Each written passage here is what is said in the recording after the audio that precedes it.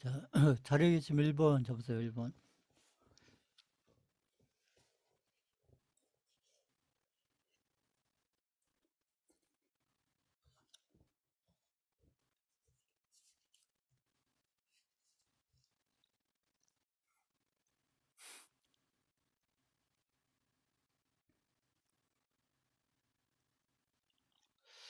자, 지난주에 제가 그 환율 이렇게 보는 방법에 대해서 그표 가지고 설명을 드렸는데, 이게 또 그 네이버에 보시면 네이버에 이렇게 네이버 이렇게 금융이 있거든요. 네이버 금융. 네이버 금융 쪽 들어가시면 그 네이버 금융 쪽에 들어가셔서 여기 이렇게 내려오면은 환율이 있거든요. 환율. 그 환율 부분이 있는데, 그래서 환율, 고시 환율 이렇게 해서 뭐 환율, 고시 환율 해가지고 여기 이제 미국, 일본, 유럽, 중국, 우리 한국에서 봤을 때 중요한 이게 이제 이제 중국의 위안화는 지금 이제 그 기축통화는 아니지만 근데 우리하고는 이제 수출 관계, 수입 관계에서 굉장히 중요한 그런 비중을 가지고 있기 때문에 그 위안화 환율도 중요하죠. 그래서 이제 이게 네이버에 보면 이게 이제 그날 그때 환율이 있는데 이게 지난주에 제가 환율 보는 거에 설명드린 것은 이제 일반적으로 환율의 어떤 그런 변화가 왔을 때 이제 그런 것들을 이제 어떻게 해석을 해야 되는지 그래서 이제 원화 대비 환율, 원화 대비 달러, 뭐 달러 대비 환율, 그 수출 수입 이제 이렇게 네 가지 면에서 제가 그 설명을 드렸는데 이제 그거 플러스 이제 중요한 게 뭐냐면 이제 외국인별 우리 한국에 들어와 있는 외국인들이 이 몇 개 종류의 외국인들이 있는데 이제 그 중요한 게 이제 달러를 가지고 들어있는 외국인도 있고 유로화를 가지고 들어있는 외국인도 있고 옆에 나라 엔화, 일본 엔화, 그다음에 중국인들이 우리 한국 시장에 들어오고 나가고 할 텐데 위안화 가지고 들어오고 나가고 하겠죠. 그래서 몇 개 나라 그 환율들이 우리 한국의 입장에서 중요한데 그래서 여기 보시면 여기 이제 USD 이게 이제 미국 달러가 되겠죠. 미국 달러를 이렇게 클릭하시면 이런 그림이 떠요. 이런 그림이 뜨는데 여기서 이제 기간으로 따지면 뭐 1개월, 3개월, 1년, 3년, 5년, 10년 이제 10년 이렇게 길게 볼 수도 있고 뭐 1개월 짧게 볼 수도 있고 근데 통상 이제 한 3개월 정도로 이렇게 보시면 여기서 요 그림을 보실 때 여기 보시면 이게 이제 달러니까 여기 보시면 이게 달러죠, 달러. 아까 그 달러. 그래서 우리나라에서 달러가 환율이 이게 3월 15일 날 그때 3월 15일 날 1245. 그때 제가 그때 환율 차트 보여드리면서도 제가 이렇게 설명을 해드렸지만 1245.5 그래서 3월 15일 날 지난주죠. 3월 15일 날 1245까지 환율이 올라갔다가 지금 이렇게 어느 내려와서 지금 여기에서 지금 이제 횡보를 하고 있는데 이것은 결국 이제 여기에서 이제 이 그림을 보실 때 이 그림을 어떻게 보시면 되냐면 여기 경계선 여기 요 선을 그죠? 요 선을 기준으로 해서 이 선을 요렇게 선을 기준으로 해서 이 위쪽, 이 위쪽, 여기 위쪽하고 여기 아래쪽 보시면 이 위쪽의 크기 여기 위쪽의 크기를 뭘로 보시냐면 위쪽의 크기가 바로 원화 대비 달러의 양이에요. 달러의 양. 그리고 여기 아래쪽 그림은 여기 이제 지난주에 제가 설명드렸지. 여기 보시면 이제 원화의 양이고 원화의 양.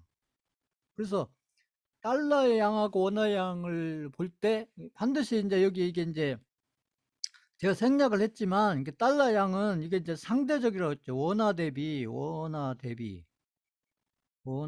달러량을 얘기한 거고, 생략을 해서 그냥 달러량, 길으니까 생략해서 원화 대비 달러량. 우리 한국에서는 이제 결국 원화 대비 보는 거니까.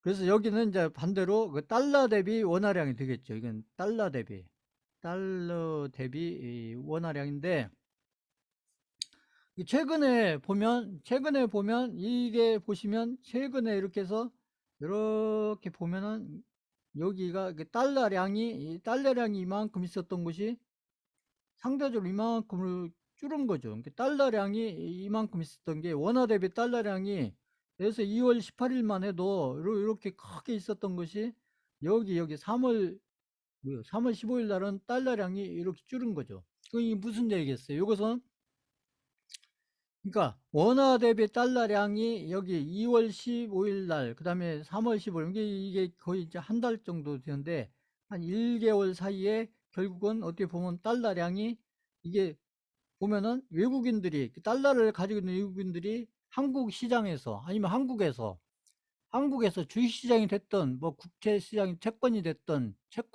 주식이 됐던, 하여튼 그걸 팔아 가지고 주식을 팔든 아니면 뭐 채권을 팔든 아니면 둘 다를 팔든 팔아 가지고 결국은 한 달 동안은 여기 보면 3월 15일까지는 그 달러를 가지고 있는 외국인들, 주로 이제 미국 쪽 외국인들이 되겠죠. 미국계 외국인들이 결국은 한국 시장에서 주식을 팔고 채권을 팔고, 그래서 그 달러를 가지고, 결국 달러량이 줄었다는 것은 달러를 가지고 빠져나갔다는 얘기죠. 그러니까 환율이 여기 1245 이렇게 이제 올라간 거고. 근데 이제 이게 이제, 자, 이게 이제 환율이 이게 보면 환율이 이건 이제 올라간 거죠. 환율이 상승을 하니까 외국인들이 환율이 상승하는 거에 맞춰서 외국인들이 자꾸 달러를 줄여갔다, 이렇게 볼 수도 있는 거고요. 아니면 반대로 외국인들이 자꾸 달러를 빼내니까 그죠? 아무튼 달러를 빼서 외국으로, 결국 미국으로 가겠죠. 미국 은행으로 가든 뭐 어디로 가든 이렇게 가니까 한국의 달러량이 줄였다, 이렇게 해석을 할 수도 있고. 이게 두 가지 경우 해석이 다 되는데, 그 환율이 오르니까 외국인들이 이 달러를 정리해서 미국으로 빠져나갔다, 이렇게 해석할 수도 있는 거고. 반대로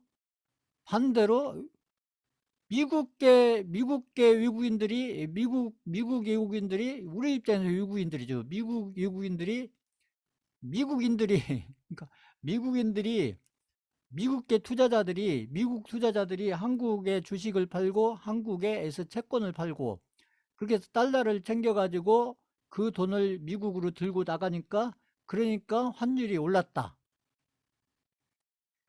자, 이렇게 두 가지 경우로 해석할 수가 있는데, 자, 이제 그게 어느 쪽일 거냐는 이제 여러 가지 경우를 따져봐야 돼요. 이게 어떤 답이 있는 게 아니고, 여러 가지, 제가 지난주에 설명드렸던 그 환율이 복잡하고 어려운 이유가 그 경우의 수가 많고 변수가 많기 때문에 그렇다. 그러니까 그것은 그렇다고 하고, 일단은 이렇게 했던 게, 지금 이게 이제 3월 15일까지는 그 달러량이 지금 줄었다는 얘기고, 그 다음에 지금 이때에 비해서 이때는, 그러니까 반대로 요때에 비해서 요때는 지금 달러량이, 요때에 비해서 요때는 달러량이 늘었어요, 줄었어요? 여기 3월 15일에 비해서 지금 현재는 달러량이 늘었어요, 줄었어요? 이거 한번 써보세요, 채팅창에.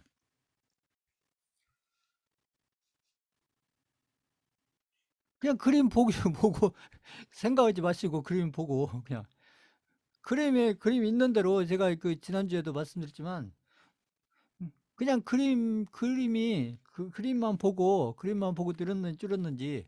그러니까 이제 우리가 외국인 얘기하는데 외국인이 한국 주식시장에서 팔고 나갔다. 한국 주식시장에서 응? 한국 주식시장에서 들어왔다. 한국 시장에 외국인들이 몇 조를 사가지고 들어왔다. 한국 주식시장에서 외국인들이 몇 조를 팔고 나갔다. 그러면 외국인들이 한국 주식시장에서 한국 시장에서 그래서 우리는 이제 종목 가지고 오니까 주식시장이 중요한데 그래서 한국 주식시장에서 외국인들이 그래서 몇 조를 팔고 나갔다. 언론에서 얘기할 때는 보통 이제 응? 외국인들이 뭐 몇 조를 팔고 나갔다. 아니면 외국인들이 몇 조를 한국 시장에 사서 들어왔다. 일주일 동안 아니면 한 달 동안 뭐 몇 조를 팔고 나갔다. 아니면 일주일 동안 아니, 일주일 동안 한 달 동안 뭐 몇 조를 사가지고 들어왔다. 이제 그렇게 언론에서 얘기하면 그 외국인 그러면 그게 미국 쪽 외국인인지 일본 쪽 외국인을 얘기하는 건지 아니면 EU 쪽 외국인을 얘기하는 건지 아니면 옆에 중국 쪽 외국인을 한 건지 그거까지는 알 수가 없다는 얘기죠. 응? 그것까지는. 그런데 여기 지금 네이버에 들어와서 여기 이 그림을 보시면 이렇게 최근에에서 외국인이 들어왔다. 그러면 외국인이 최근에에서 한국 주식시장에 들어왔다. 그러면 어느 나라 쪽 외국인이 들어온 거냐 이것까지 알고 싶으면 여기 그 네이버 여기 금융에 들어와서 여기 환율을 이렇게 눌러 보시면 이게 보시면 최근에 보면은 지금 채팅창에 적었듯이 이건 보면은 달러가 이만큼밖에 없었던 것이 이만큼 늘었다는 건 뭐예요? 그 미국인 투자자들이 들어왔다는 얘기잖아요. 달러가 늘었다는 얘기, 달러가. 여기 그림상에 보면, 자, 이렇게 보시면 된다. 이렇게. 그림을 보실 때, 이렇게. 그러니까 네이버 금융에 들어가셔서, 여기. 그러니까, 이 뭐 하루 오르고 내려, 하루 늘고 줄고 이거 보시라는 게 아니고, 이렇게 확, 이렇게. 여기는 지금 달러가 줄었죠? 여기는 달러가 많았었죠? 여기 보시면 달러가 많았다가, 달러가 줄었다가, 다시 달러가 늘었잖아요. 그러니까 이런 걸 보시는 거예요. 이런 걸. 여기 그림에 다 있다는 얘기죠. 보시면. 그러니까 이런 식으로 보시면 된다. 이런 식으로. 이렇게. 네이버 금융에 들어가서 내가 어느 쪽 외국인들이 들어왔나. 내가 환율과 관련해서 도대체 어떤 외국인들이 들어온 건지 그것까지 내가 알 필요가 있다. 투자자로서 알 필요가 있다. 이렇게 그런 투자자들은 네이버 여기 금융에 들어오셔가지고 이 환율별로 이렇게 들어가셔서 이렇게 늘었는지 줄었는지 이걸 보시면 그냥 여기 그림에 다 나타나 있다. 그러니까 그림을 이렇게 보시면 된다. 얘기죠. 하나 더 볼까요? 하나.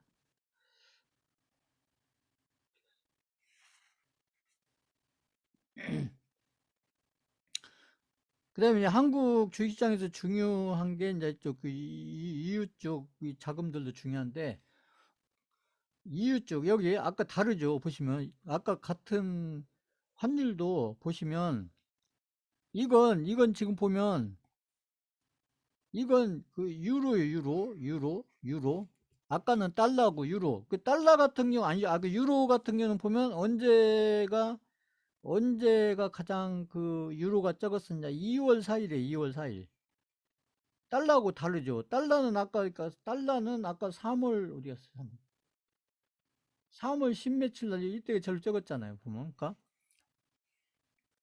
그 유로 같은 경우는 2월 4일 날 그러니까 여기 이만큼 유로 양이 이만큼 있던 게 이때 젤로 이렇게 적어졌다가 그다음에 여기 보시면 3월 7일 날 3월 7일 날 유로가 최대로 늘었다가 그다음에 여기 다시 이렇게 어느 정도 줄었다가 다시 늘어난 보시면 자 지금 아까 달러도 보고 그 달러 그림도 보고 여기 지금 유로 그림도 봤는데 지금 이제 아까 달러 그림을 봤을 때하고 여기 유로 그림을 봤을 때 지금 현재는 여기잖아요. 현재는 여기인데 보시면 지금 한국 시장에 요 그림으로 보면 원화 대비 봤을 때 한국 시장에 지금 달러가 많이 들어와 있어요. 유로가 많이 들어와 있어요.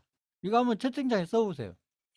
한국 시장에 아까 달러도 보고 지금 유로도 봤는데 지금 아까 기억이 날지 모르죠. 그러니까 이 그림으로 보면 달러가 많이 들어와 있어요. 유로가 많이 들어와 있어요.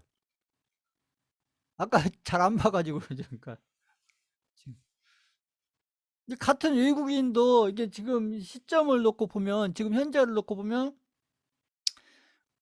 달러는 아까 달러는 여기 있었잖아. 달러는 여기 달러는 여기 있었잖아. 근데 유로는 지금 이만큼 보시면 그러니까 이게 굉장히 중요한 그림이에요. 이게 우리 한국 주시장 우리가 외국인 얘기하면 우리는 보통 이게 달러를 가지고 있는 외국인만 생각하는데 한국 시장에서 중요한 것은 달러를 가지고 있는 외국인도 중요하지만 이 유로를 가지고 들어왔는 외국인도 중요해요. 왜냐하면 비중이 적지 않기 때문에 그래서 보통 이제 이 환율을 이렇게 이제 오랫동안 이렇게 살펴보다 보면 이게 이게 달러를 가지고 있는 외국인들하고 유로를 가지고 있는 외국인들은 요게 좀 이렇게 약간은 이렇게 반대 방향으로 움직이는 경향이 많아요. 꼭 그렇다기보다는 이렇게 반대 방향으로. 그러니까 달러를 가지고 있는 외국인들하고 유로를 가지고 있는 외국인들하고는 조금 약간은 같은 방향이 아니고 약간은 반대 방향으로 움직이는 경우가 많다. 자, 그거 참고로 보시면 이것은 이제 나중에 자꾸 이제 보시다 보면 이렇게 우리가 이제 외국인만 얘기하는데 한국 주식시장에서 중요한 것은 이게 달러를 가지고 있는 외국인도 중요하지만 유로를 가지고 있는 외국인들도 중요해요. 이게. 그래서 제가 이제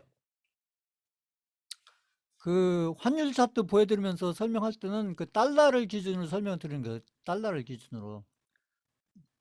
제가 환율 차트 그 거의 매주 이렇게 보여드리면서 설명했을 때는 그 달러 환율을 보여드리면서 제가 설명을 쭉 한 거예요. 그러니까 자, 그런데 이제 우리 한국 주식시장에서 봤을 때는 이게 달러 환율도 중요하지만 유로 환율도 중요하다. 유로 환율도 중요하다. 이게 달러 환율도 중요하지만 유로 환율도 중요하다. 유로 환율도. 자, 그렇게 보시면 되고 그래서 이제 그 달러도 기축통화고 유로도 나름대로 그 기축통화 성격을 가지고 있어요. 근데 이제 그 왜 그런 결과가 나오냐면 이 달러하고 유로는 다 이게 이제 그 기축통화, 이게 기축통화 중에서 이 기축통화라는 것은 자산으로 따지면 약간 이렇게 안전자산의 성격을 가지고 있어. 안전자산의 성격을 가지고 있다. 달러도 약간의 달러도 안전자산, 그러니까 화폐로서는 안전자산의 성격을 가지고 있고, 그래서 부자들이 달러를 많이 가지고 있는 거죠. 그 유로화도 이제 안전자산의 성격을 가지고 있는데, 이제 근데 이게 달러하고 유로는 같은 안전자산이지만, 이 달러하고 유로는 이렇게 어떻게 보면은 이렇게 이제 어떤 보완제적인 성격을 갖는 게 아니고, 보완적인 성격을 갖는 게 아니고, 어떻게 보면 이렇게 대체적인 성격을 갖는 거예요. 그러니까 이게 무슨 얘기냐면, 그래서 같은 이렇게 포트폴리오를 이렇게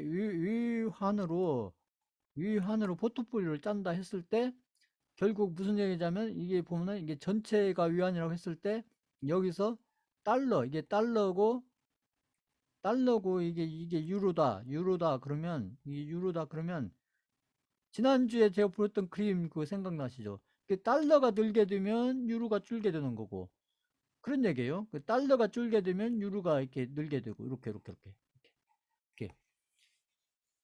그 보완적인 것보다는 대체적인 성격을 가지고 있다 이 얘기예요.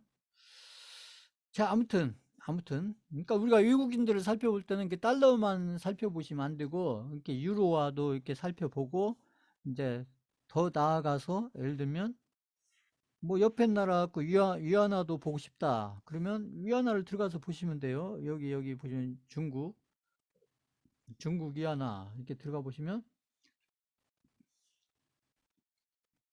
위안화 같은 경우도 이게 보면 여기는 이제 여기 보면 위안화가 여기 많을 때는 여기 최저점이 여기 1월 13일 했잖아요. 이때가 최저점이 이때가 위안화가 젤로 한국에 많이 들어왔었다는 얘기죠. 1월 13일 날 젤로 많이 들어와 있다가 3월 8일 날 위안화가 젤로 적게 들어왔다가 지금은 다시 이만큼 들어와 있는 상태다. 이렇게 보시면 거예요. 이만큼. 이때보다는 늘어나 있는 상태다. 이때보다는 줄어 있는 상태고 이때보다는 늘어나 있는 상태다. 이렇게 보시면 되는 거고, 이렇게 이런 식으로 보시면 최근에 보면은 최근에 지금 한 달 정도, 한 달은 아니죠, 한 보름 정도 봤을 때 저 위안화는 지금 늘고 있다. 줄는 쪽이 아니고 늘고 있다. 이런 데 해석이 되는 것이죠. 그러니까 이제 우리가 외국인들이 뭐 한국 주식시장에서 팔고 나간다, 사가지고 들어온다, 이렇게 했었을 때, 거기에서 한 단계 좀 더 나가서, 그래서 이 같은 외국인인데, 이게 미국 쪽 달러를 가지고 산다는 얘기인지, 유로를 가지고 산다는 얘기인지, 아니면 옆에 있는 중국의 어떤 위안화를 가지고 산다는 얘기인지, 또 여기 엔화도 있으니까요. 아니면 일본 쪽에 어떤 자금이 들어온다는 얘기인지, 이것을 알고 싶다면, 그게 필요하다면, 그거 다른 데 가서 찾아볼 필요 없이 여기 네이버 금융에 들어가셔가지고 여기 환율이 있으니까 이걸 보고서 이렇게 그림을, 이게 바로 이제 그림을 보고 그냥 이렇게 해석을 하시면 되는 거예요. 해석을 하시면 이런 뜻이 된다. 이게 그림상의 해석은 이런 해석이 된다 보시고, 그 다음에 지금 여기서 지금 이게 사실은 이게 투자에서 이 유가도 상당히 중요해요. 유가도 상당히 중요한데, 지금 유가가 보시면 유가가 지금 3월 8일 날, 이게 3월 8일, 아까도 3월 8일인데 이게 지금 숫자가 비슷하게 나오잖아요. 여기 기름값이 123달러, 이게 그 서부 텍사스 WTI 기준으로 봤을 때 123달러까지 이렇게 갔다가 지금 이렇게 이제 100달러 여 근처에 와 있는데, 사실은 지금 이게 이렇게 기름값이 지금 이제 이걸 이제 인플레로 이렇게 설명을 하고 있는데, 이렇게 가고 있었는데, 사실은 이게 정상적으로 흐름을 갔으면 이게 어차피 유가는 이렇게 지금 상승으로 올라가고 있었어요. 이렇게 상승으로. 이렇게 여기 보시면 여기 최저점 75.2 이렇게 해서 이렇게 여기 최근에 보면 3개월 최저는 이렇게 75달러 여기 있던 것이 이렇게 상승으로 이렇게 올라가고 있어서, 원래 정상적으로 갔다면 이게 그림을 그렸을 그냥 놀다 때 자면 되지 뭐. 여기 보시면 원래 정상적인 유가 흐름으로 갔다면 이게 2022년 한 12월 달, 2022년 올해 말 정도에 갔었을 때 유가가 어디쯤 갔어야 정상이냐면 이게 한 100달러 정도, 100 정도 갔으면 이게 정상인데, 이게 갑자기 123까지 이렇게 올라갔던 것은, 이것은 어떤 단순한 어떤 경제적인 흐름에서 갔다기보다는 지금 일어나고 있는 그 러시아 우크라이나 이런 전쟁으로 인해서 이런 게서 어떤 기름 관련된 이 어떤 제가 그때 설명드린 그 수요 공급에 문제가 생기다 보니까 이때 천천히 올라가서 여기를 간 다음에 그 다음 또 시간이 지나서 또 여기를 가고 이런 식으로 갔어야 되는데, 시장에 이제 이런 전쟁이라는 이런 변수가 생기다 보니까 이렇게 가야 될 것이 미리 앞당겨서 갔기 때문에, 결국 이렇게 갔기 때문에 이게 지금 조정을 받아서 지금 가고 있다. 이렇게 보시면 돼요. 그러니까 원래 유가가 이렇게 오르는 것은 우리가 이렇게 종목을 투자하는 이렇게 주식 시장에서 보면, 주식 시장에서 봤을 때 유가가 이렇게 오른다는 것은, 주식 시장에서 봤을 때 유가가 오른다는 것은 이것은 악재가 아니고 호재예요, 호재. 사실은 왜 그러냐면, 유가가 이렇게 오른다는 것은 결국은 왜 유가가 오르느냐는 거예요. 유가에 대한 수요가 공급보다도 많으니까 유가가 오른다는 얘기죠. 그 유가가 그 공급보다 수요가 높다는 얘기는 왜 그래요? 그게 바로 경기가 좋아진다는 그 뜻이니까. 그러니까 투자자 입장에서는, 주식시장에 종목을 투자하는 투자자 입장에는 결국 시장이 좋아진다는 뜻이기 때문에 원래는 이렇게 해석이 돼야 맞는 것인데, 지금은 사실은 코로나 때문에 굉장히 경기가 안 좋았다가 이제 코로나가 방역이 잘 되고 여러 가지가 좀 해결이 되면서 뭐 백신도 많이 맞고 이렇게 하면서 경기가 살아나면서 유가가 이렇게 올라가고 있던 참이었는데, 이게 러시아 우크라이나 전쟁으로 인해서 이게 $123를 갑자기 한 1년, 2년 후에 갔을 유가를 단기간에 끌어올려 가지고 이게 끌어올려 놨기 때문에 이제 이것은 경기가 좋아지는 거하고는 상관이 없는 얘기다. 이렇게 해석을 해야 된다. 그래서 유가 얘기를 제가 한동안 안 했는데 이것도 지금 네이버에 보면 이렇게 그림이 있기 때문에 이게 그림을 보면서 유가가 이렇게 오르고 있는지 이렇게 내리고 있는지 이런 것들을 보시면 결국은 이제 이런 이 전쟁 빼고 이건 전쟁 때문에 좀 이런 상황이 온 거고 이 전쟁이 아니라면 이런 유가 흐름하고 이게 경기 흐름하고 이렇게 비슷하게 간다. 이것을 좀 알고 계시면서 한 번씩 유가 흐름도 이렇게 이제 흐름을 보시라는 얘기죠. 유가의 흐름을 이렇게 보시면서 이 투자의 방향을 잡아가시는 것도 그 미래의 투자 방향을 잡아가는 것도 상당히 중요한 어떤 지표가 될 수가 있다. 특히 주식을 투자하는 투자자들 입장에서는 이 유가의 흐름이 중요하다. 근데 지금은 이제 전쟁 때문에 지금 이제 이런 어떤 흐름이 나왔는데 이것은 정상적인 흐름이 아니고 그 전쟁이라는 어떤 특별한 변수에 의해서 이런 게 나왔기 때문에 이건 해석을 좀 다르게 해야 된다. 이것을 제가 이게 설명드리는 거고 그래서 지금 제가 아까 보여드렸던 그 환율 부분하고 지금 유가 이게 지금 네이버에 이렇게 다 있기 때문에 그 네이버 들어가셔가지고 이렇게 그림을 보면서 한 번씩 이렇게 이제 특히 중장기를 투자하는 저희는 이제 중장기 투자가 주로 하는 거니까 저희는 중장기 투자를 하고 있기 때문에 한번 이렇게 가끔 한 번씩 이렇게 환율의 흐름이라든지 이런 그 유가 흐름 이런 것들을 살펴보면서 내가 지금 투자 방향을 제대로 잡고 가고 있는지 이런 것들을 한 번씩 이렇게 판단해 보면서 가면 중장기 투자하는 투자자 입장에서 또 이렇게 참고가 될 수 있는 경제 지표가 될 수가 있다. 이것을 설명드렸는데 이게 지금 네이버에 이런 자료들이 있기 때문에 그런 것들 이렇게 보시면서 참고를 하시면 된다. 이걸 제가 말씀드리는 거예요.